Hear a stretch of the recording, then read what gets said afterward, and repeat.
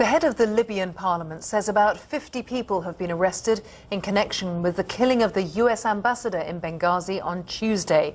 Mohammed Magarief said there was no doubt the attack was pre-planned rather than a response to a US-made film mocking the Prophet Muhammad.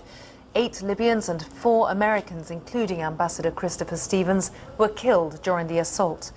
The US ambassador to the UN, Susan Rice, has said a small-scale protest was hijacked by clusters of extremists. Well, let's talk a bit more about that. Joining me live from Washington is our correspondent Zoe Conway. And Zoe, Ambassador Rice's remarks seem to indicate that she does feel this was spontaneous.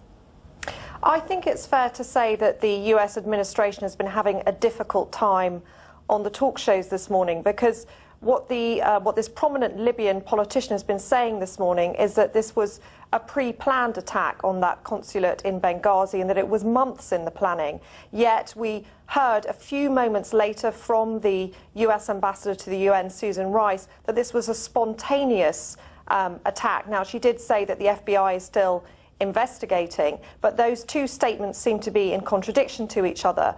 And the administration is now really coming under pressure from Republicans to explain what's happened. I spoke to Senator John McCain a few moments ago.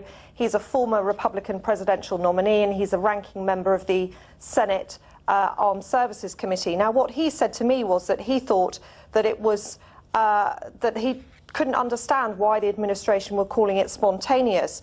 And he said to me that it was clearly an act of terror. People don't bring heavy weapons and rocket-propelled grenades to demonstrations because they want to demonstrate. And he said that calling it spontaneous flies in the face of the facts. So politically, this is proving difficult for the administration.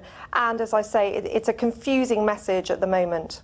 And looking at the impact of these statements, Zoe, if it was pre-planned rather than spontaneous, there's implicit criticism of the administration for not having had some intelligence, some forewarning of the dangers ahead. Exactly. It then raises all kinds of questions about the quality of the intelligence that the administration was getting in Libya. I should also say that the BBC just a few days ago spoke to another prominent Libyan politician, Professor Fatih Barja, and he said that he met with the Ambassador Stevens, on the day that he died, and that he warned him that the security at the consulate was inadequate. So really on two fronts here, should the security have been better and should the intelligence have been better? Those are two questions that are being asked with increasing urgency here in Washington. Zoe Conway from Washington, thank you.